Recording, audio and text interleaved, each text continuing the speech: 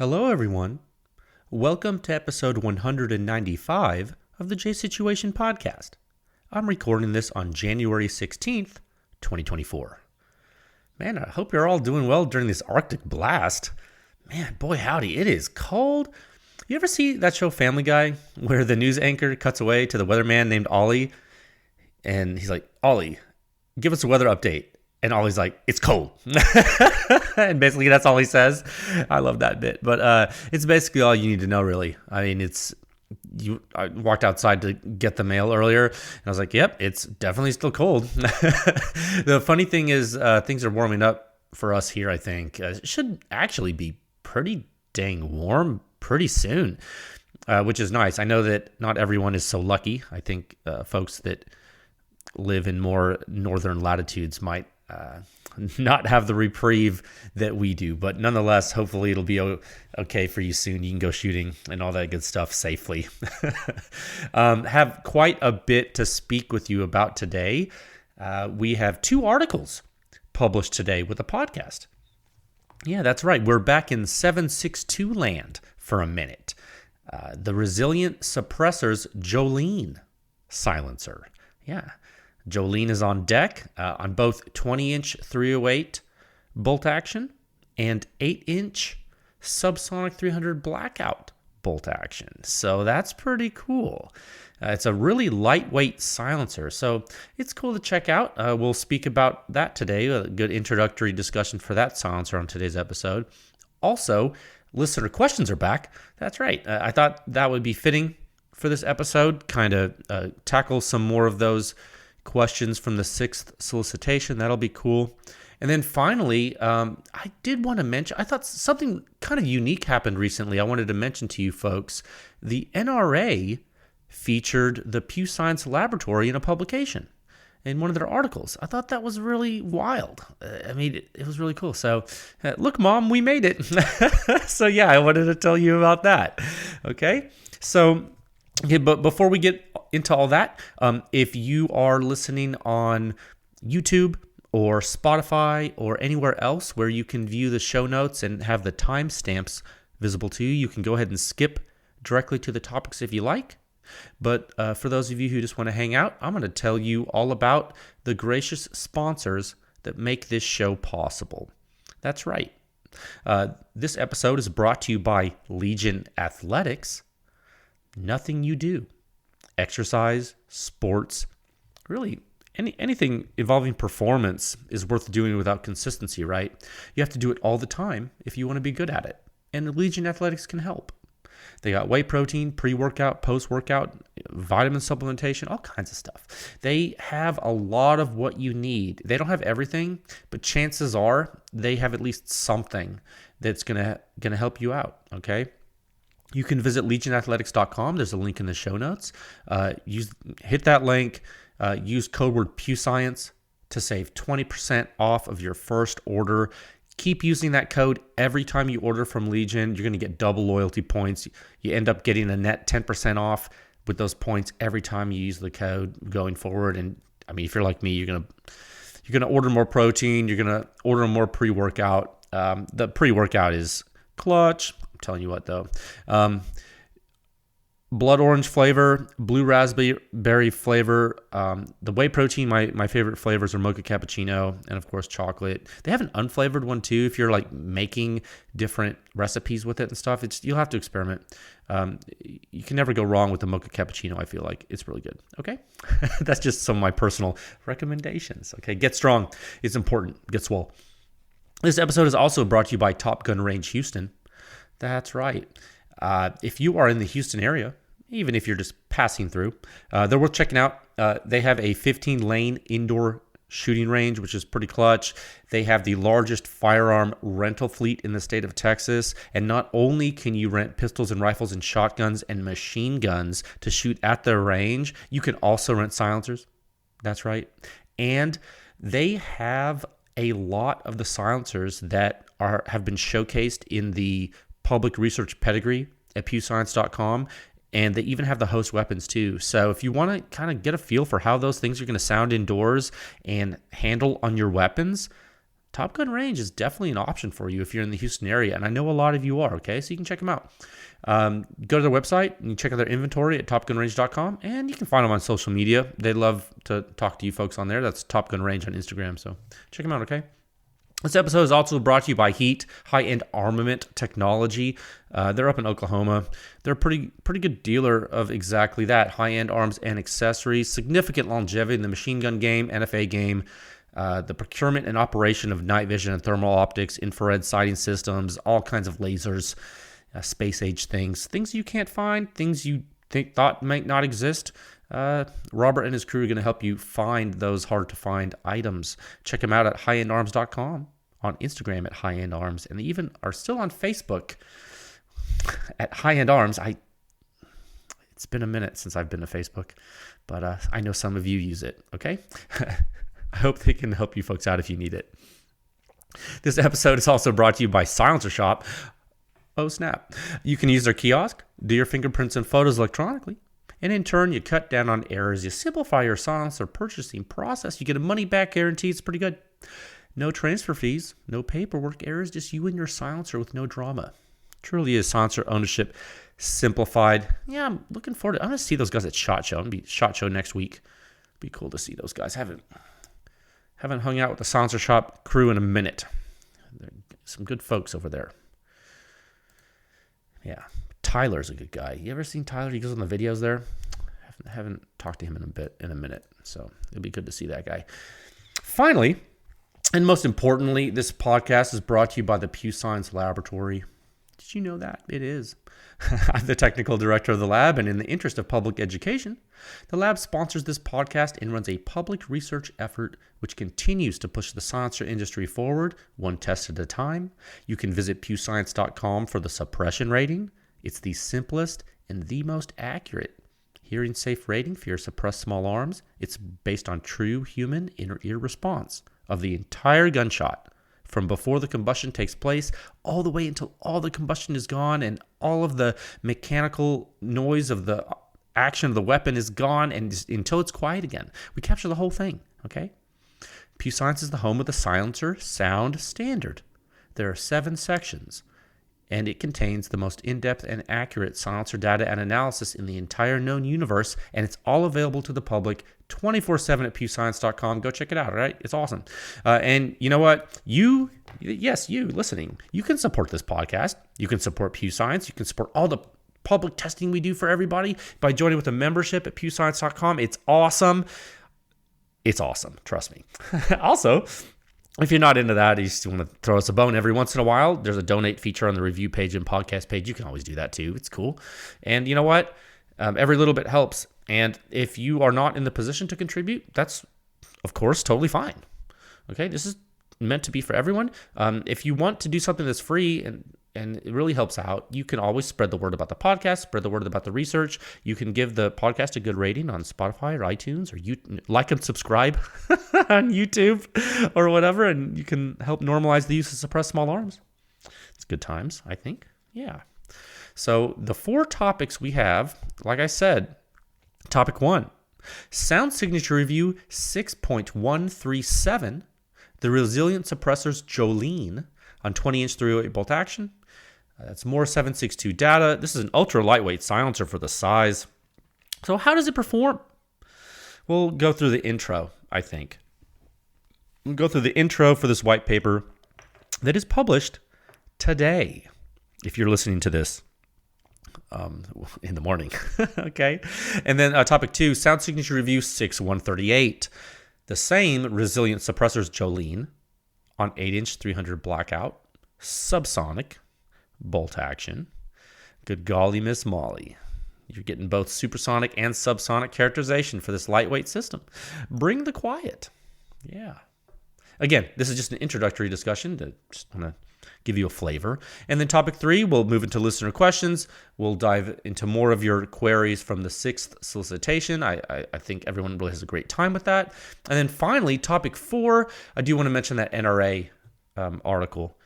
They had some nice things to say about the PEW Science Laboratory in January's issue of Shooting Sports USA. So I don't know if you guys get that magazine, but I'll give you a link to it here. You can read that.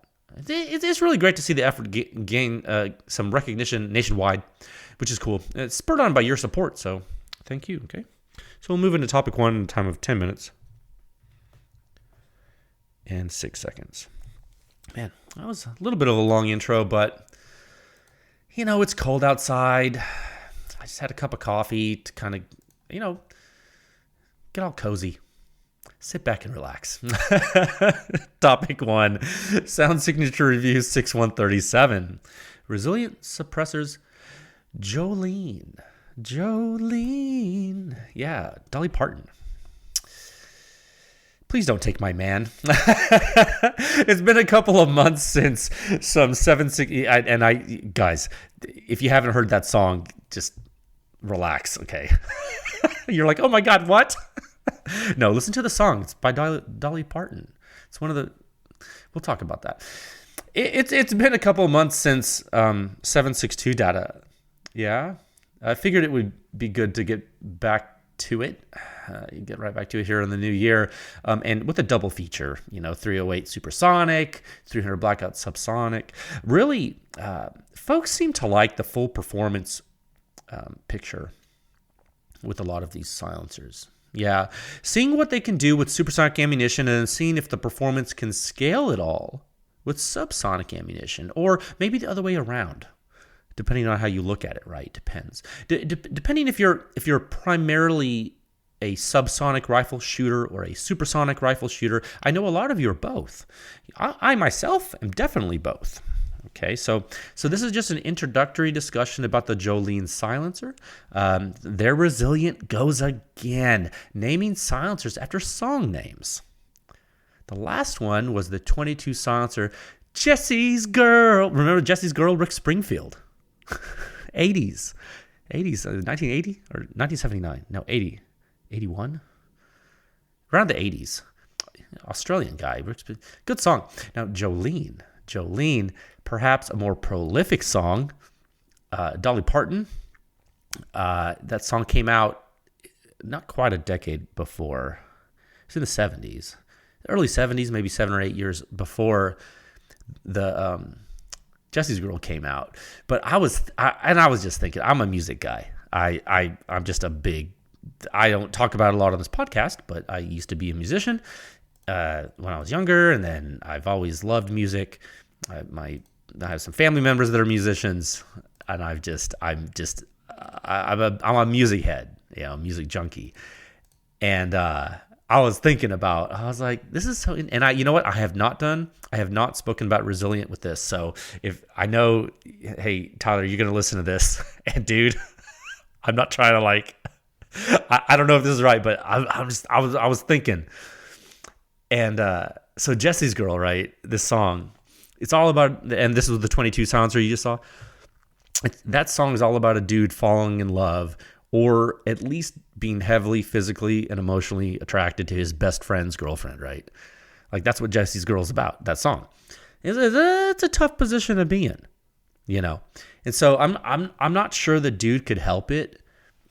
It's just kind of what happened, right? But hey, the dude didn't act on it, though. It was bro code.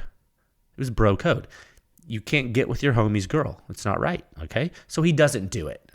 I'm pretty sure in that song he does not do it. He's a good guy, as you would expect from a best friend. He's a best friend, So you think about Jesse's Girl, the 22 silencer, it's essentially a coveted woman. Yeah, a coveted woman by a neighbor. It's a violation of one of the 10 Commandments. Am I right? It's interesting. Just stick with me. Okay, so there's that one, right? I was just thinking. So then you move on to Jolene, right? So this is different in some ways. You got Dolly Parton, one of the greatest singer-songwriters probably that has ever lived in the history of the world, right? Frankly, she sings this in an amazing way, too. She tells the story, and it starts off immediately. She tells the story of another woman who may or may not be coveting her boyfriend or husband, or maybe another woman who may or may not be coveted by her boyfriend or husband. She literally pleads. She pleads in the song Jolene, I'm begging you, please don't take my man. She pleads with it. And then she's like, don't take him just because you can. She's basically complimenting everything about this woman in this song, knowing that compared to her, Jolene's like outclassing her, right? She's a smoke show in every way. She's outclassing her. And she sees her boyfriend or husband looking at her. And he gets her. She's like, oh, don't look at her. And she's like, just, I'm begging you, don't. I know you can, but don't. Because I love the dude. That's what she's saying. That's Jolene. That's the essence of that song. So this silencer, the Jolene, it's literally something that could, if it wanted to, steal your man. Okay? But for that to occur, your man would have to covet Jolene. And clearly, Jolene would need to covet your man. Again, violating one of the 10 Commandments. Explicitly. So, given these two silencers are essentially representatives of the covetous nature of man, are there any parallels with their performance? Does the Jolene, for example, bring about performance that is covetous? Does it covet the performance of another? It's a good question, and I think it's an important question. What makes the Jolene any different from any other .30 caliber rifle silencer to covet or to be covetous? What does the Jolene do? What is its nature? Remember Hannibal Lecter and Silence of the Lambs? No. Its nature so far in the data that we're seeing is that it's most likely a high pressure performer with lightweight. Exceptionally lightweight. So to the extent the performance on high pressure rifle rounds with lightweight is something you covet, that you desire, Jolene just may steal you away from another silencer. It might, dude. It might. So I hope that I did that naming convention justice, Tyler. From Resilient. I was just thinking about it. I was like, why is he naming silencers after chicks and songs? And maybe he was like, it'll steal your girl. And he was thinking, because that's like, I think a lot of young folks nowadays, when they talk about something doing well, and like there's a colloquialism that they'll like, oh, that's going to steal your girl. Oh, that's going to take your lunch money. And it's like it's a joke kind of, but it's really meaning to say it's going to make people use it instead of a competitor model. Right, it's going to be competitive, and so that's, I think, something to look at. Is it competitive? Well, I mean, that's what we're here to see. So you'll have to look at the data, and then you'll have to look at the weight of the silencer. It's interesting. So what we'll do next week is we'll talk technically about the silencer and its performance. The 308 data is certainly something that folks should observe and take notice of. It is a high performer. The silencer is punching up with some pretty high performance designs. We are told, and this is interesting, we are told that the performance of the Jolene is impressive on higher pressure rounds. That is Magnum cartridges, and we have not yet done that evaluation. If the trend continues, however, from its subsonic and supersonic performance we've evaluated, looking at the internals and seeing the tested gas dynamics, I think that the high pressure Magnum cartridge performance will be interesting. We'll have to see. It'll be interesting to see what happens. Okay, but so for now, what you should do is you should just go check out the data in this article, and I forgot the dang number. 6137 for the 308 data. Okay, so go check that out. It should be live with this podcast right now. If you're listening early, I'm sorry. You'll have to wait. You'll have to wait until the morning time. So go back to bed. Okay, then it'll be live. Okay, in the morning for you. Okay, so we'll talk about that technically next episode, but right now, speaking of subsonic, I'd like to give you an introduction to that really briefly here in topic 2, and we'll move into that at a time of 19 minutes and 52 2 seconds. Okay, very good. So yeah, topic 2, sound signature review 6138, the same resilient suppressors Jolene on 8-inch 300 blackout subsonic. Man, and you know what? Every time I say Jolene, I almost catch myself. I almost want to say Jesse's girl, because they both start with the letter J, and it's like, and I just talked about the Jesse's girl, and I hope I didn't say Jesse's girl last topic when I was talking about Jolene. Oh my gosh, it's so like, you'd be surprised how difficult it is to keep some of this straight sometimes. Anyway, yeah, 1 second. Yeah, 8-inch 300 blackout subsonic, and good golly, Miss Molly, so we tested this on 308. We also tested it on subsonic 300 blackout. The covetous nature of Jolene, and look, if you don't like that analogy I'm making, get over it, because I'm gonna keep doing it. Look, and also, if you don't get that joke, listen to the previous topic if you skipped ahead. The high performance that may be desirable out of this silencer may or may not translate into the subsonic regime. I mean, look, the silencer is no slouch, to be clear. It's just all about what you want to do with it. You feel me? There are some specific performance attributes in the subsonic data that I think you guys, and when I say you guys, like everybody, needs to pay attention to. The thing about rifle silencers in the 30 caliber size, something we talk about a lot, is being a switch hitter, right? It's sometimes people use that term. I think it's a good term. How is the performance of silencers in supersonic and subsonic regimes? Like, which ones kind of hop the line? What's a famous case of a family of silencers really excelling in the subsonic regime, but not in the supersonic regime? Stuff from Q, right? Yeah, the Nelson family, and their cherry bomb mounted cousins, the Thunder Chicken, the Trash Panda, the great subsonic silencers, right?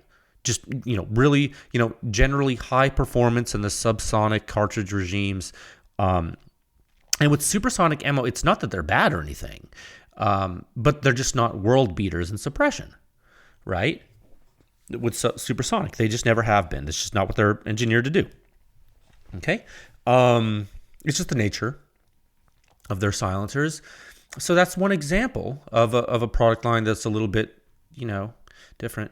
But we have it. We've seen it go the other way as well. What's an example of the opposite way that could go? Well, there are a few, but we can pick one that is pretty well known. The flow through stuff from Huxworks, right? On supers, it's doing work. It's doing work. It's some boomy work, sure, but no work nonetheless. Now, on subsonic, low pressure just doesn't feed the silencer what it needs to grow up big and strong. Yeah, no, it doesn't. So that's a case where subsonic performance sort of lags the supersonic, relatively. So when you look, back to Jolene, and I have it in front of me. It's very light. I took its mount out of it. It's very light. Jolene, she doesn't even need much makeup, does she? She's so pretty. That's how you know a woman's pretty, when she doesn't even need makeup, right? That's how you know what I'm saying? And so, how it's like, but at the same time, how on that one episode of Seinfeld, that one chick looked good, and then like in a different light, Jerry was like, whoa. It's like, I forgot the name of the episode, but it's like, she's like ugly and then hot, and like, whoa. That can happen sometimes when you least expect it. And especially with first round pop in the subsonic regime. Yeah, you wondered where I was going with that, didn't you? Just food for thought, okay? I think the girl analogies are working for this. So check out the data. I like when we have comprehensive data and analysis in multiple regimes for silencers. I think it helps form a good picture, and I know you folks prefer that as well. It just so happened to work out like that this time, so here we are. Okay, I should say, and before I forget, and we'll talk about this more next time in the technical discussion, the direct thread mount that with which this was tested on both hosts, it's not normal. Okay, so it's a specific direct thread mount that Resilient makes for the silencer. It's not a regular direct thread mount. Okay, and again, we'll talk about this technically next time, but this performance will not be the same with a different mount. We tested what was received from the client. Understood. Okay, so please, you can you can see the photo I posted with this. You'll see the mount. You'll see what I mean. There's an internal brake thing in it. Anyway, so again, next episode we'll go technical. So last I'll say on this today. Big thanks to Resilient for trusting us to perform this work. It takes a really confident company to send products to our lab like this, and I really applaud them. I'm honored to perform the work. It's a really neat silencer. Go check out the data. She's light, guys. She's light. Jolene is not fat, and that is very good. Okay, you look at the mother, right? Yeah, that's one way to know. She comes from good genes. Okay, I'm done. Next topic. Topic 3. Time of 26 minutes and 22 seconds. I'm gonna get slapped one of these days. So I'm gonna be at SHOT Show. Some guy's gonna come up to me. My wife listened to your podcast, and I'm in trouble. It's fine, dude. It's not. You can blame me. Topic 3. Listener questions are back. I'm having fun with this, guys. It's been a crazy week. It's so cold. It's like when you live in places that don't get cold a lot, and it's funny because I've lived places where it's cold before, and when you go up there and it gets hot, people freak out, and all the people that come up from the southern states are like, oh, you can't take a little heat, huh? And then you go and you live somewhere in the southern states and it gets really cold and power goes out, you're ice on the roads, you can't drive. And everyone from the north is like, oh, you can't take a little snow, huh? So it works both ways. Everyone gives each other hell just because, this world is tribe based and we're still for some reason we have the internet and we can communicate, at the speed of light all over the world, but our social structures still haven't evolved past basic tribal, proclivities. So essentially, everyone talks mess about everyone that's different than them, no matter what. So it's the human nature. Okay, that's why everyone's mean to each other. That's my theory. So let's go into our spreadsheet of listener questions here. I enjoy doing these, guys. And I think it's because you guys tell me you like the questions and the answers, and that makes me happy because you're happy. It's a fun time. Also, I feel like I learn a lot from these questions because you guys oftentimes make me think in ways that I don't normally think, which stretches my brain a little bit. And stretching is good. Keeps you limber. Okay? All right. So I got the question sheet here. Okay. So if you're new to this segment, excuse me. If you're new to this segment, we've done this for years now, and there's a listener questions metadata tag under each episode post on pewscience.com/podcast. So if you're interested in the episodes that have listener questions in them, just go to the website, click that tag at the bottom of the episode post, and it'll pull up all the episodes, and you can bookmark those in your listening app or something. You can go wild. Okay, should be cool. I did that. And it seems to be working for folks. So in the last episode, we left off on question 427. That was local question 13 of the latest 6th solicitation. And the question was, what physics are happening between the bullet exiting the barrel and exiting the silencer? And it was actually a really interesting question. We talked through it. We talked through it in great detail. And we talked about why it's important to consider that time, not only as a silencer designer, but just as a user, so you can understand performance in certain ways. So please go ahead and if you're interested in the answer to that question, go back, click the listener questions metadata tag, find the episode and go wild. Okay. So we'll go on to question 428. Look at question 14. What are your thoughts on the efficacy of NRA and other ear protection rating systems? What's NRA? Is that noise reduction rating? It's got to be, right? Just let me not butcher it. NRA headphones. NRA. It's noise reduction rating, right? Hold on. Noise reduction. Yep, noise reduction rating. Okay, cool. I thought that's what you were asking. Okay, perfect. So, sir, ma'am, great. Thank you for the question. It's a great question. So your thoughts are, or you're asking me, what are my thoughts on the efficacy of the NRA and other ways to rate hearing protection? So, okay, that's a good question. So let me think about how to answer this in a responsible way. When used correctly, meaning that the hearing protection device fits the user, okay, there is a high degree of efficacy with the levels of protection tracking with the reduction in peak sound overpressure within certain regimes. You like my lawyer answer? I'm not a lawyer, but I know enough to be dangerous. In order to give exact metrics of efficacy, we would need to instrument various mannequins or humans with sensors in the devices, and you would use proper instrumentation on the exterior and the free field as well to properly map the wave reflections and the actual sound reduction across the different time regimes too. That's very important. By and large, I will tell you, the fit of the device is paramount. For this and a few other reasons, ear muffs are often superior. There's some specific issues with using earmuffs with rifle use.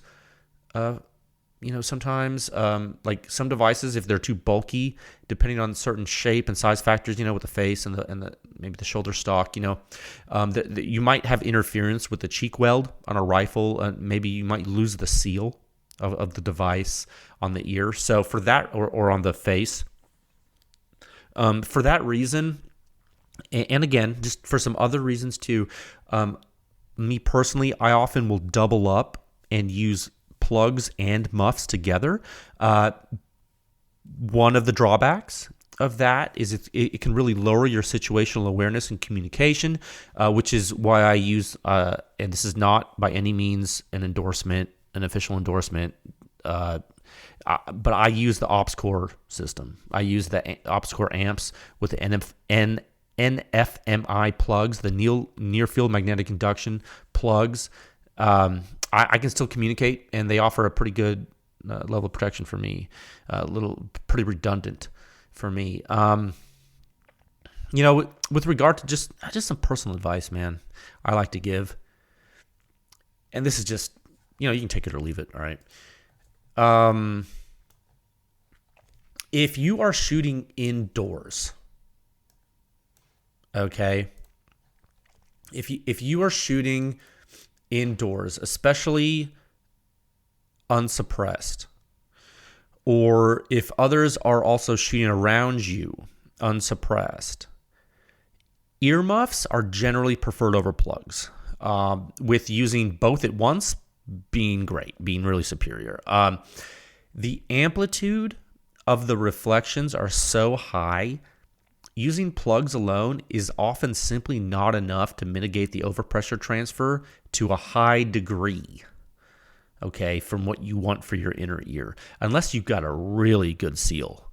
And I'll share something with you, and a lot of you old heads know this, but I think it just bears saying it. One good way to check the seal of an earplug is to just cover your ears and then uncover them with your hands, right? With the earplugs installed. And if there's any difference in what you're hearing, that can be, I know it's not perfect, but that can be a red flag, right? With simple foam earplugs, another thing, if you can see the plugs sticking out from the front of the person looking head on, that's a telltale sign that they're not fitting into the canal properly. If they're just simple plugs and they don't have like a lanyard coming out of them or like a little attachment that goes around your ear canal or the back of your ear, if it's just plugs and you have them in your ear and I can see them sticking out of your ear, they're not in there. Okay. That's a pretty, like, those of you who use PPE like professionally know that. That's like a very common, if the safety guy's walking around and he sees you, like, your earplugs aren't even in, bro. Okay. Pretty common. And so, hey, a lot of people don't know this. The proper way to install an earplug is oftentimes you want to pull the rear of your ear back with the hand on the opposite side. Let's say you put your left earplug in, you take your right hand, you reach your right hand over your head, pull on the top of your left ear, so you pull it back, right? It kind of opens your canal, right? And then you insert the compressed earplug in the canal really far, and then you hold it there till it expands, right? When you release it. And then finally you release the ear from the other hand. Right? And then I'm telling you're going to get a good seal in there. And it really depends. It depends on your anatomy. It depends on your equipment. It depends on your plugs. But really, I would really consult your audiologist for good fitting plugs if you can't find any. And I hope this helps. I know your question, sir, ma'am, was my thoughts on the efficacy of the NRR. The most useful answer I can give you is if you don't have them fitting right, it doesn't matter what that says. If you're not using the equipment right, don't even try to get a plus or minus on the NRR, because you're hot dog down a hallway accurate. You have no idea where you're hitting. You know what I mean? I don't know if that was the right saying for that. Whatever. He's crazy. Good question, though. I hope that was helpful. The technical answer to your question is more difficult. My thoughts are that it depends a lot on different regimes, because those are based on transients, steady state noise. Okay, so you can imagine how complicated it is to answer that with a yes or no, or a good or bad. Question 429, local question 15. What is one question we should ask but don't? You're asking me what to ask. No, I'm kidding. I was looking at this. I know who asked this question. Sir, I've seen you around. I think you followed the effort for quite some time. You ask wonderful and in-depth, thoughtful questions. So kudos to you. And I find it a little funny that you're asking this one, but it's also fitting. So, I think folks should really be asking themselves, what are my true needs for my use case? Do I need something long or short or light or super heavyweight durable? Does back pressure matter to me? Does flash matter? Does it really matter? Once you figure out what you're actually looking for your use case, then, you come to me, you come to PEW Science asking what I think about your choices, and tons of you do. Hell, the pro members on, when you join PEW Science as a pro member, like, you got a direct line to me.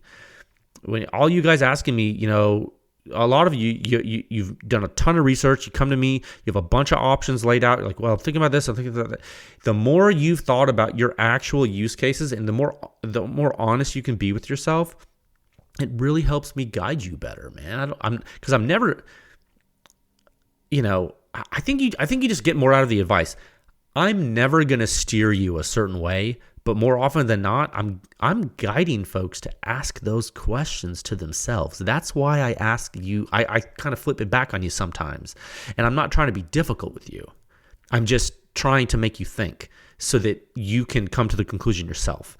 You feel me? Like, I'm not trying to, because I don't have skin in the game. Like, I don't care what you decide. I just want you to, I want you to get what you need. That's the whole point of PEW Science. Just get a good product for you. Another, and I would say another question you should ask, and again, you should ask yourself this. Another question you should ask yourself is probably, how often do I shoot?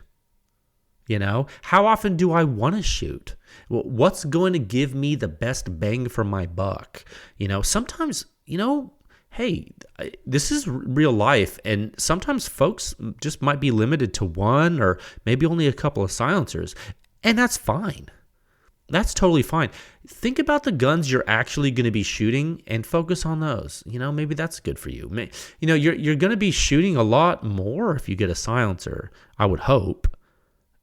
So if you're just starting out, maybe think about that. Maybe think about weight and really consider it. If you're shooting a lot, you will notice the weight on the end of a long barrel more than you think. I know a lot of people want to be macho, and look, dude, I'm a powerlifter. I lift weights. Like, it's not about how strong you are. These are weapons, and you're going to handle them, and you need to enjoy yourself. This isn't like, I know, like, beauty is pain. Like, what you want to suffer for the sake of suffering? Fine. If you want to suffer for the sake of suffering and go, be a Jocko guy and run at 4 a.m. every day, do it. But, I kind of shoot silencers because I like it. So, maybe what you could do is, try out a heavy unit. Maybe you could hang something of a similar weight on the end of your gun with the right mass distribution to try. But you put on a weight on a bat and you swing the bat. I can tell you when I shoot, like, what's a gun? I've been shooting the Mark 23 pistol, like, just every time I can. And I was doing some dry firing with it the other day I'm only shooting it with a silencer. I was doing dry firing without the silencer, and I'm using the Knight's armament silencer. It's heavy. So I was dry firing with the Mark 23. It felt like I was like, man, this gun's light. Oh, right. I took the weight off the end of it.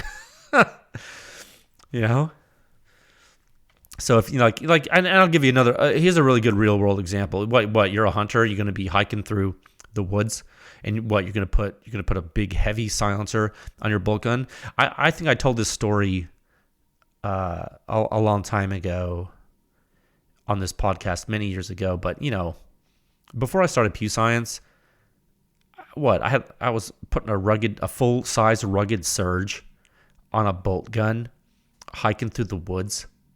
Or hiking through fields, and it was so long and steel and just heavy, and it just didn't make any, it was like, it was worked, but then what did I do? I bought the rugged radiant. I didn't know what I thought. I just went online, tried to find, what silencer's quiet enough for me. There was no PEW Science, right? So there was I had nothing. I had no real data. So I was just going off of what YouTubers and marketing people would say.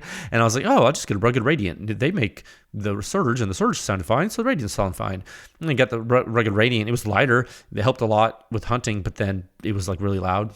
I was like, I was like, that was a mistake. But the point, what was I doing? Well, I was looking for a performance attribute that was important to me, and it was weight, because I knew with a full length bolt gun with a silencer hanging off the end of it, I didn't want something heavy, because I had been there and done that, and in practical use, I don't care what the people on the internet were telling me. I was using the dang thing in the field, and it was cumbersome.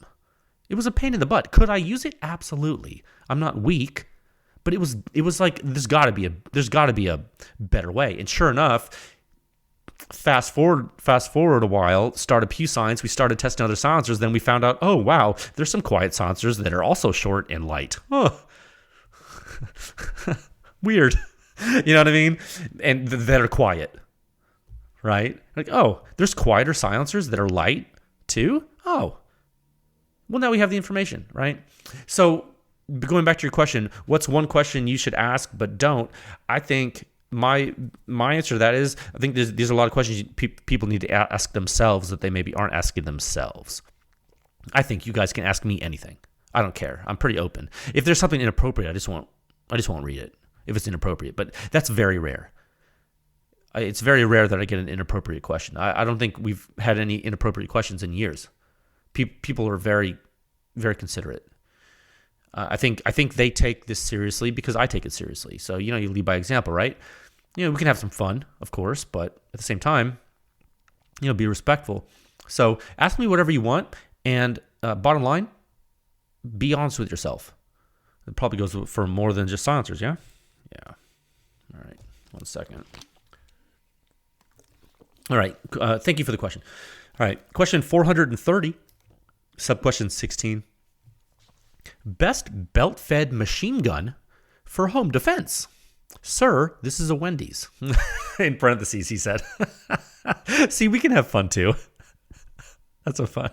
Best belt-fed machine gun for home defense. I guess it's all about where you live, isn't it? Actually, you know what? I know you're joking. Or at least you're probably joking, right? But I honestly think this is a great question. And I actually see nothing wrong with a belt-fed weapon for home defense. As long as you're practiced with it and your crew is solid, and if you need a crew for it, which you might, depends on what belt fed you're picking. Getting serious about this. There's a old Shrike upper. There's a Fight Light upper for the AR-15 that you can get for normal AR. And if you get it running reliably, which is probably the most important thing here. I'm not saying these are reliable platforms. I'm saying if you get it running reliably, and I cannot overstate how important that is, that would be an option because it would be relatively lightweight, right? Within reason. And with a good bipod, I mean, you could set up a defensive position and really lay down some fire. And you got your other assets relocating and you may be flanking the intruders. I don't know what you're doing with your battle plan, dude. Could be great, though. Another thing you could do, instead of belt fed, would be mag-pulled drum mags. Yeah? Those are actually decent. And if you have enough of them and some really good forward grip off your handguard, you could lay down some fire, man. I mean, heck, a good grip pod, hear me out, a good grip pod. I'm talking real grip pod, not some kind of Strike Industries Chinese ripoff, dude. I'm talking about an actual made in the USA, designed and made in the USA grip pod. A good one on a quad rail with some loaded mag-pull drums and an EOTech sight, dude. What? Right? You're rocking and rolling for a minute, sure, right? You put a high flow rate silencer on there too? That's money, man. It is indeed a Wendy's, sir, but you don't want to end up behind the dumpster at the Wendy's, do you? Yeah? You feel me? Okay, weirdo. Question 431. I'm just kidding, dude. Good question. Or a funny joke. Question 431. Sub-question 17. Oh, okay, here we go. Does a material's heat transfer potential play a role in sound suppression? For example, titanium versus 17.4. You know what's funny about this question? I was talking to one of my internet friends the other day. It couldn't have been more than a couple days ago. Maybe it was last week. He asked me about this. He didn't ask me this exact way. I don't think it was him either. But you know what? I don't think... It must be a different person. Interesting. Well, let me repeat the question. Does a material's heat transfer potential play a role in sound suppression? And this person's asking for an example. Would titanium be different than 17.4, which is that's a stainless steel alloy? So the question, the answer is in the time regime of interest, dynamically, in one shot, not really. Okay? In one shot, no. But here's the rub with that. Keep firing, right? Okay. What is going to cool down faster? All right. What's going to cool down faster? Well, if a material has a low thermal conductivity, it's going to heat up slower and it's going to cool down slower. Right? Once you get up to temperature, it could lose efficiency and you might not get get it back as fast. Maybe it just depends, right? Depends on the silencer. This would be some good testing to do. In all likelihood, it's not going to make a huge difference to you in practicality, except here's my opinion on the biggest practical thing with material choice like this, besides like durability. With shooting that actually matters, maybe scope and mirage. Like maybe if your silencer's not cooling down fast enough and you have too much mirage, that sucks. So maybe just get a cover. And I know, dude, I know covers prevent burns. Yes. But in me using covers for silencers, they have saved my butt or my arm or leg. Like I have like from a burn for sure. Like a good cover, like a Liberty's Defense or something, has saved me from a burn for sure. But I want to say, and look, this is just an opinion. It could be, you could disagree with this, but in my opinion, honestly, a really useful thing for covers is mirage mitigation. Like when I'm shooting a rifle, like when I'm just like sitting prone and like popping off rounds because it's just fun, and I start to get mirage in my scope, I'm like, oh my God. From the silencer, I'm like, this is so annoying. I'm like, oh, I gotta wait for it to cool, or like, get my bottle of water and pour it on the silencer to cool it down. It's like totally takes me out of it. I'm like, this is stupid. I'm like, what a waste of time. Like I'm sitting here trying to shoot. You know what I mean? And I know there's probably some like whiz bang high speed tactical reasons for mirage covers too, or whatever. But I'm just telling you my experience. Like when I'm shooting, I'm like laying in the back of my truck on a bipod, shooting, like laying prone, shooting 300 yards, and I'm trying to see the dang steel. And I get mirage, and I'm using my 1-8 attacker or something, and like I need all the help I can get with that low mag at far distance. I don't know. I know all you whiz-bang snipers are using 1-8 power optics at 1,000 yards. I'm not, okay, because I can't see like you. I don't know who you work for, but anyway, yeah, mirage sucks. So where was I going with that? Oh yeah, heat transfer potential. Yeah, so if your silencer is like taking forever to cool down because of its design and its material, then put a cover on it.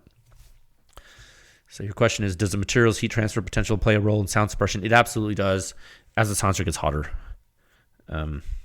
If a primary mechanism of your silencer is heat dissipation and it's really, really hot and you keep shooting and it just can't strip heat enough from combustion gases, with like, the more turbulence you have, the higher heat transfer rate ramps up. Like if you took like a high flow rate silencer that's like super dependent on a lot of heat transfer, and then you just like got it like really, really, really hot. Like there's no way it's gonna be as quiet. And we actually have done some testing where we're very sensitive to like the silencer specimen temperatures, and we can definitely alter.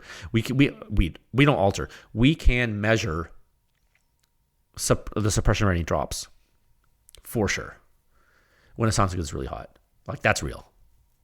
I promise. And nothing about physics should contradict you believing that, right? Like it would stand to reason, right? So the answer is yes. Good question. Question 432, local question 18. For the same barrel length and parent cartridge, is it best to suppress 243, 264, or 308?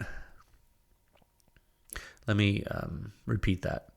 So you get a rifle, same barrel length, and all these cartridges are based on a 308 parent case, right? 243, 264, and 308.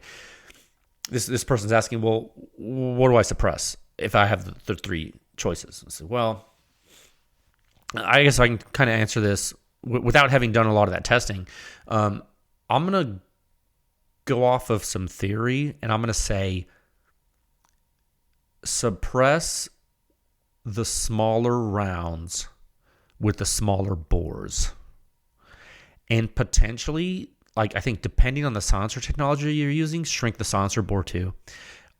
When in doubt, shrink the bore a little on a bolt gun And because you're saying 243, 264, and 308, I know you're talking about bolt guns. I know you are. Unless you're really cool and you have a semi-auto 243 Coyote gun, in which case, email me immediately so we can talk, because that's awesome. I'm pretty sure you're talking about bolt guns. So yeah, shrink your bore a little bit, make it super quiet, dude. I feel, and this is just a personal opinion, I feel like a suppressed 243 bolt gun loaded hot for coyotes would be like the bomb.com, as the kids say, man. Maybe, or they used to say. I don't know if kids still say that. They might not say that anymore, but whatever. I think that would be a cool gun. I don't have a suppressed 243. I need that. I think 308's great. I use it for a lot of stuff, but larger the diameter, the harder to deal with it with combustion in a certain size envelope of silencer too. I think you get a purpose-built, sir. If you're talking bolt gun and you can get a 243 can for your 243 bolt gun, I mean, there are some silencers that are just so awesome on like a 6mm or whatever, and they're overboard. They're like 30 cal cans, or 7.62 cans, and that's fine. I mean, it really depends. I hesitate to start recommending things. I don't recommend stuff, and I don't want to, I'm not recommend. I hesitate to give examples of like some overboard silencers to use on those cartridges without test data. But I think there are some that, even if they're overboard, would be okay. Just like a really good rule of thumb, if you shrink the bore for a bolt gun, you're going to be doing pretty well. So that I would say if you're shooting 243, I'm assuming you're a hunter. I mean, I think 243 is just a great cartridge. It shoots so flat, and you can kill pretty much anything you need to kill with it. I mean, unless you're like a big game hunter, which you wouldn't be asking this question. So, right?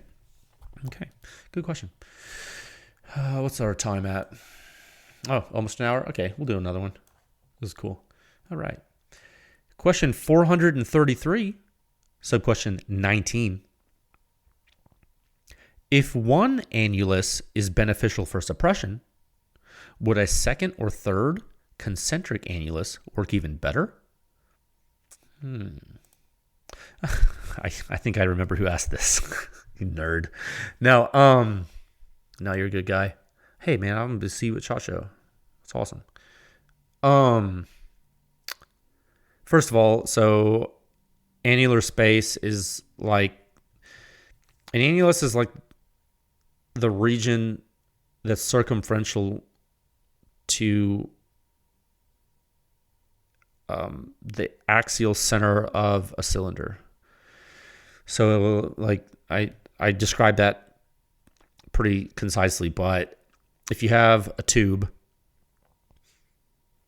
and you got a hole in the middle of the, like if you got a cylinder and you got a hole in the middle of the cylinder, the annulus would be like an outer donut around the hole before you get to the outside.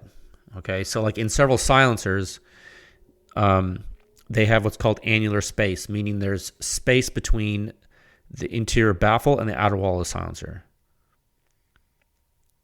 Does that help describe what that means? So this guy's asking if one annulus is better, can you add a couple more and do good? So, it's interesting.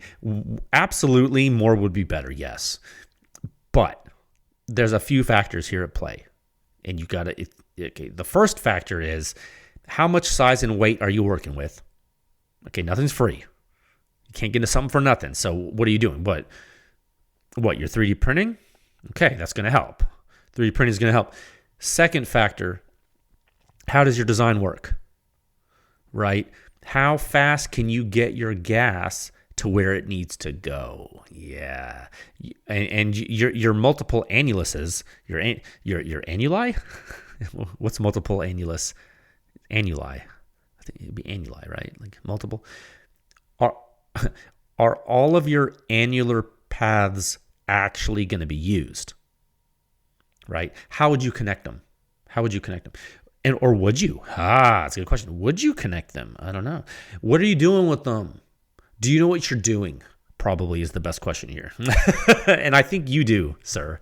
I think you somewhat do know what you're doing with regard to that. So, your question, if one annulus is beneficial, would a second or third concentric annulus work even better? Here's something that you may not know. The Huxworks flow silencers, the flow through technology in HXQD, those do have multiple annuli. The gas goes into one and forward, and then it goes on the overlapping one backward, and then goes on the next overlapping one forward and out. And that toroidal forward and aft annular travel in multiple annuli is a patented thing called flow through from Huxworks. So the answer to your question is for them. So it definitely works better for them. Doesn't mean you have to do it like that, but they do. Wild, right? Well, cool. Thanks for the question. I never thought about it like that. Okay, in those words. Okay, I'm going to highlight that row. We're done for today on that. And we'll pick up on the next one next time. Okay, cool. All right, save the spreadsheet and close it. Cool. All right, awesome. All right. I enjoyed that. I hope you guys did too. Topic 4 at a time of 1 hour, 1 minute, and 15 seconds. Okay, topic 4. Yeah, the NRA. This was wild. The NRA had some nice things to say about the PEW Science lab. They talked about it in the January issue of Shooting Sports USA. Of all places, I was pretty excited to get recognition for the lab like that, and I know it's because of you guys. Like you guys are helping this grow. So really, I think we owe it to all of you. I think all of you are the reason this is even on the radar. And the NRA, they actually reached out to us. I thought it was wild. I just got this email out of the blue. I didn't know what to think at first because I was like, "Whoa, NRA, hold it." I'm not going to get political, but the NRA has various groups, and anyway, I thought about it, and I was pretty honored, and I was hopeful that the questions they had were going to result in more people using silencers. That's kind of the whole point, right? So, they asked permission to feature PEW Science and feature the suppression rating in an article.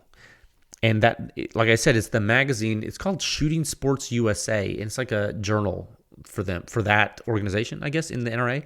I thought it was cool. So I checked it out. And I actually forgot about it. And the author of the article reached out to me. He's like, "Hey, man, it's published. You want to check it out?" I'm like, "I do." Because they didn't let me see it before it was published. They didn't tell me what they were going to write. They're just, the only thing, they needed my permission to be able to put my copyrighted stuff in there, right? And so I thought I appreciated that they asked. That was very nice of them because that's what you're supposed to do. That's the legal thing to do, and they did. And I think they did it justice. And I think they did it justice in ways that I think the layman can understand, which is kind of cool.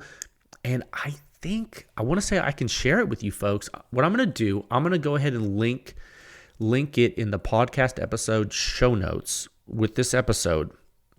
And I'm going to pull it up. Did I have that tab open earlier? Yes, I have it right here.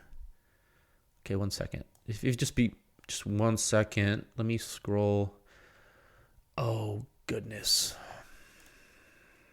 I think it was on page 24. Yeah, they start talking about PEW Science on page 24.